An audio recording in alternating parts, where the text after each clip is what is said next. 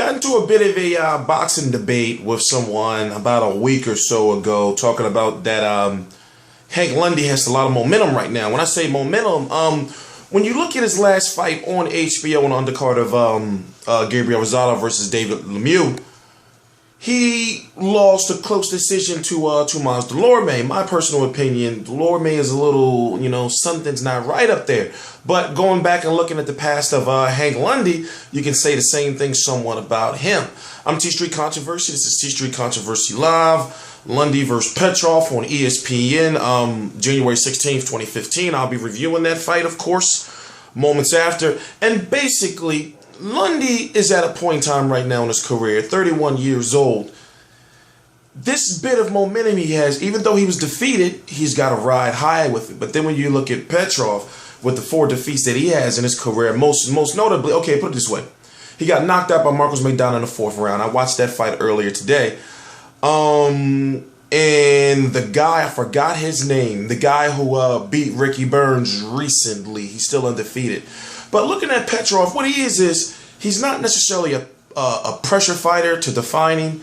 He's a guy who throws nothing but power punches. And when he throws his power punches, he's trying to knock you out. Now, he only has 17 KOs outside of the 35 wins he has. And the reason why I say only, even though it's a lot, I say, well, with his fight style, you would think he would have more. So that makes me think, like, well, he throws all those punches, but how much damage do they do in general? So I asked myself, well, Hank Lundy's a fighter who can be somewhat confusing. A left-handed fighter, fights. He was fighting at 135. He's fighting at 140 now.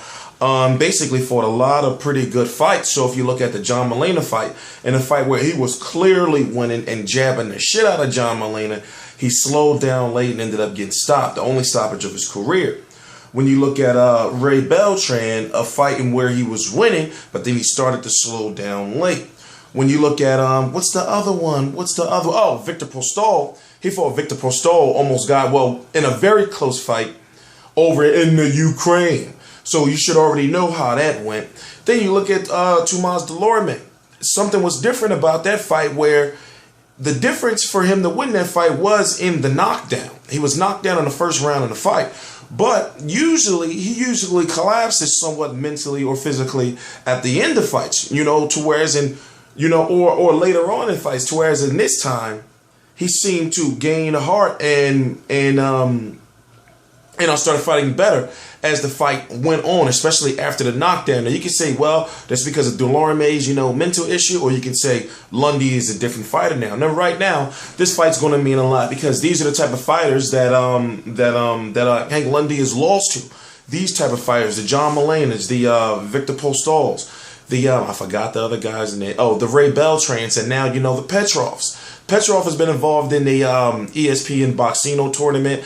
I don't know if this is a replacement bout for that, but once I review the fight, get my post-fight results on the fight, I'll be able to tell you, basically what the fight means. But basically, Petrov was involved in this Boxino tournament on ESPN, and basically I forgot what the tournament was for, but I'm sure it probably would have been leading up to a title shot. But this is a very important fight for Hank Lundy, and honestly, he has to win it.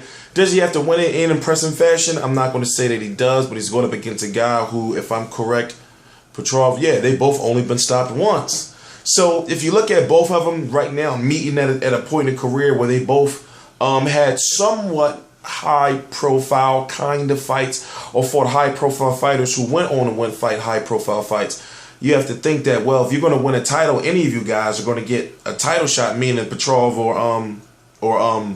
Lundy, then y'all got to get through each other. So Petrov, he has been around for quite some time. He's not just some guy, that's just popped up out of nowhere. He's a Russian guy who I believe he lives in Spain, and he speaks Spanish from my understanding. So, he's not just some guy that just popped up out of nowhere. When he fought Marcos Maidana, it wasn't televised in the States. I believe that was after the fight. I believe that was the fight after he lost to to Amir Khan or Devin Alexander, but he fought that in Argentina.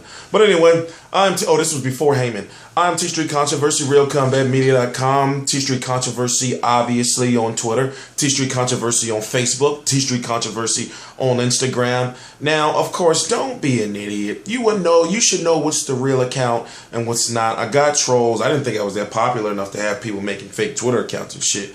But I'm TstreeT Controversy. Please subscribe.